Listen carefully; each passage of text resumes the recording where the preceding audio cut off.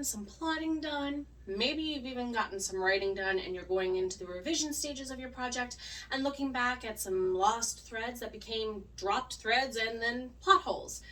Whether or not you're using outlining during the pre-planning stages of your writing before you even start drafting, or if you're revisiting something in some way, let's go ahead and consider a couple of tips for outlining all the different aspects to a multiple POV piece, especially if you're like me and you've got a whole cast of characters who just want to talk at the same time. Head hopping avoidance advice ahead. Let's do this.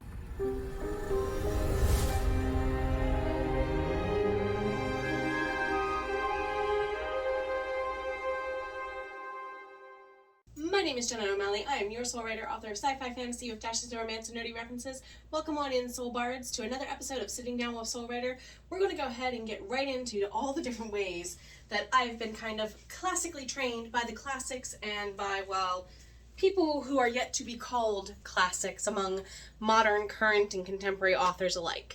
What are some tips that you could use to keep your plots and all of the threads that are like cat mischief among them? Here are some tips. Want to join us for this one, Loki? Oh my goodness, I might have an interactive kitty. They're used to you interrupting on live streams, a lot on vlogs. This is going to be really interesting. So, setting that foundation correctly for you and making sure that your characters have a lot to go on that is reliable as possible, because, well, that's where we're going to go first. Speaking of mischief makers, do you have characters who are reliable narrators or not? Now, the good guy can be an unreliable narrator. Yes, they can. There's a whole series about the person for whence you're kind of named in the Marvel universe, though we knew before, that universe proved that there were female Lokis, that it was okay for Lokarina to be a female. Be it as it may. Anyway, off track. You're already causing the distractions. So with your foundation, you want to go ahead in there and see that you have a base foundation of reliability, and you can determine either from a pre-planning aspect or from a revision aspect of who those reliable narrators are going to be. Nefertiti starts off as an unreliable narrator simply because she doesn't trust herself to be a certain way. She becomes reliable when she learns to trust herself. So you can see a growth in the character arc between reliable and unreliable characters. You can even ask yourself, do I want the bad guy to be the reliable narrator? Everything they say happens the way they say it's going to happen, and then you turn it upside down on their heads. A lot of anime are really good about doing that. I'm looking at you, Sailor Moon. You pulled it off multiple seasons in a row, just saying. So you're also going to have to consider what your themes are. Again and again and again. Your themes become like pillars or lighthouses for your characters to decide, do I want to run the spiral staircase up the lighthouse, or do I want to run around in the dark in the water and the beaches and the forests and the whatnots and run off cliffs and so on nearby? If you're picturing such happening in like Legend of Zelda or Final Fantasy games, you belong here. So, what is your theme? Themes are not simple subjects. Love is a simple subject. Good on its own is a simple subject. Evil on its own is a simple subject. I would even venture to say that just saying good versus evil, that's a little too more simplistic. So let's go ahead and make it a actual phrase, or full-blown sentence is even better. This is where in a creative writing class for a high school, I would say your premise can be your theme, especially if you write it like a thesis statement for an argumentative essay. Give yourself a question. This is why I often refer to in my branding the original question that guided all of season 1.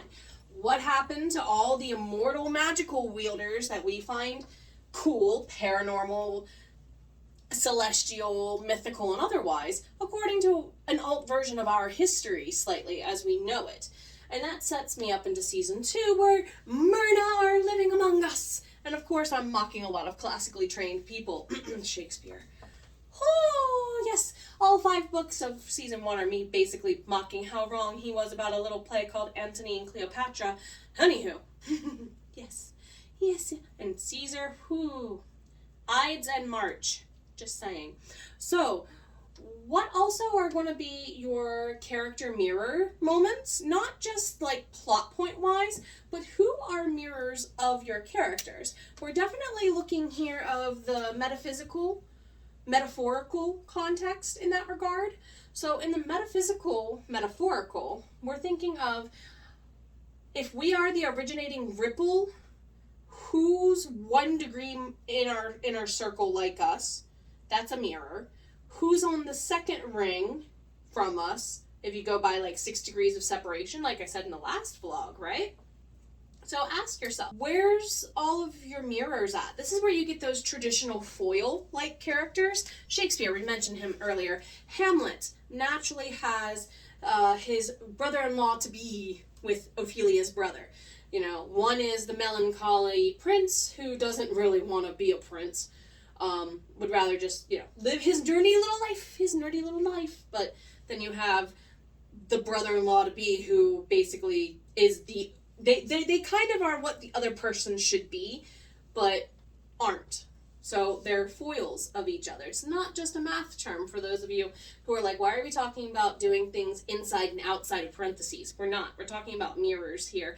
Though, if that image of thinking about, you know, the main character is what lives inside those parentheses in a math context, and what's multiplying or dividing or whatever mathematically outside of it is the world's ripple effect, welcome in. If that made sense to you as a math person, please let me know, because I don't get math, but I had a teacher describe it to me that once, and I'm like, hey, that goes literally speaking and metaphorically too. So also look at your party banter here. Not just in the way of how foreshadowing can be helpful for running the rumor mill, as a dungeon master or game master might call it. The rumor mill being what secondary, tertiary, and beyond characters say about the main characters in control of a POV. But you're also even looking at here the denotative and connotative conversations and things that are and are not being said by the narrator versus by other people actually saying it out of their mouth. This is where you get into the question of, are your secondary characters even reliable based on what they said? You all watched enough or read enough Harry Potter to know the answer to that question, or watched enough Golden Girls to probably know the answer to that question as well, if they've ever given you a plot twist kind of episode. So with that being said, then let's look at the second category of our tips, tricks, and considerations at this moment, as I have a very, very, very happy kitty at the moment. With this, we're going to go ahead and consider the compelling repercussions of interweaving bonds. So this is where I often say in live sprints for heart breathings, some of you might literally feel like you have a detective board of red string going from this character to this character, or this place to this place, this event to this event, or maybe even from scene to scene, book to book, chapter to chapter. Insert situation here.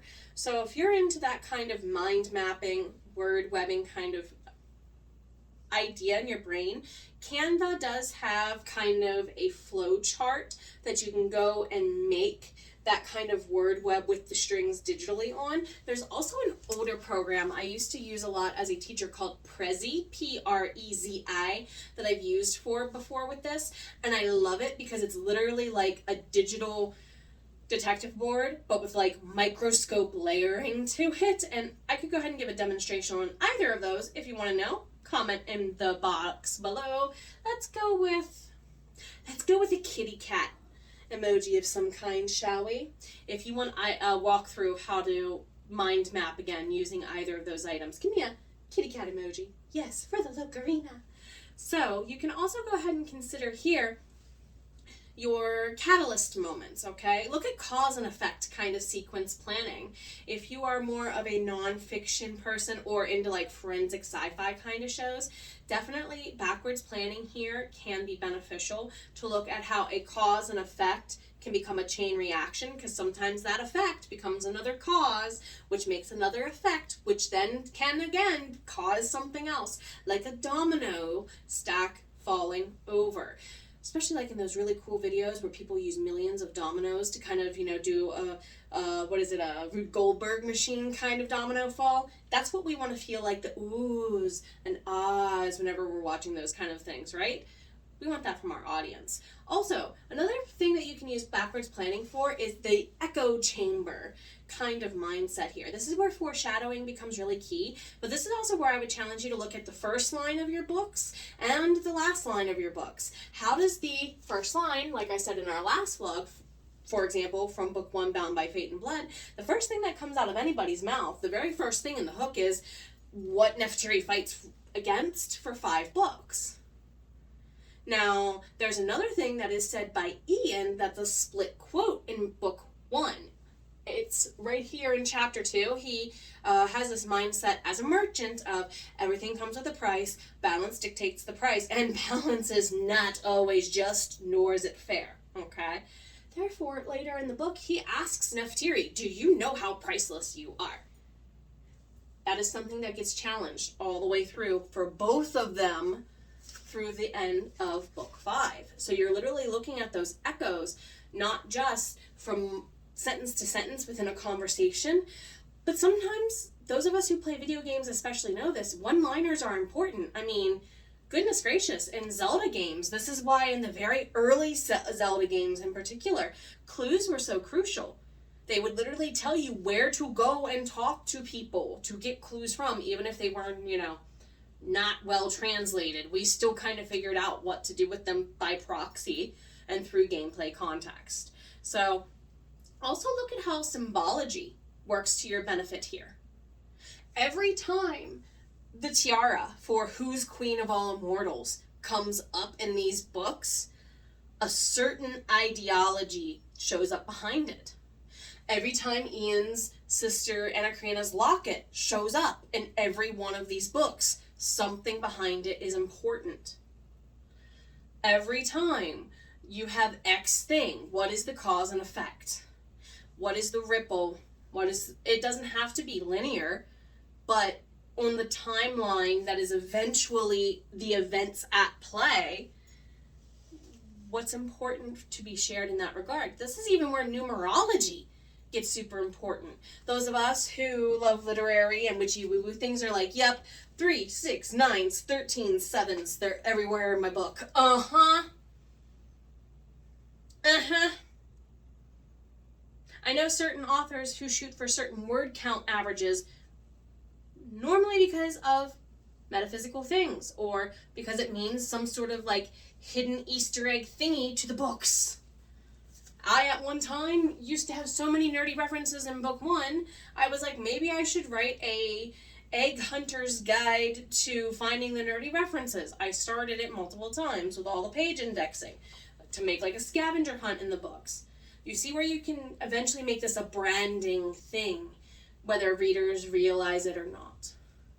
So, what are you doing to kind of consider, either during the pre-planning or during the revising phases, how to make the POVs and the overlaying arcs of all your very, very, very vocal characters work cohesively together for a single reader experience that is enjoyable? What are some tactics that I missed? Include them in the comments area below. And of course, check out all the epic things we're doing here around the channel. I may have a course coming up later on this summer, more on actually 2 of them here probably in coming months, and there should be another vlog floating around about an announcement for a thing I'm doing with people Black Friday weekend. Above all, take care of yourself. You've always been worth it, and so is your voice. Dang it. See you later.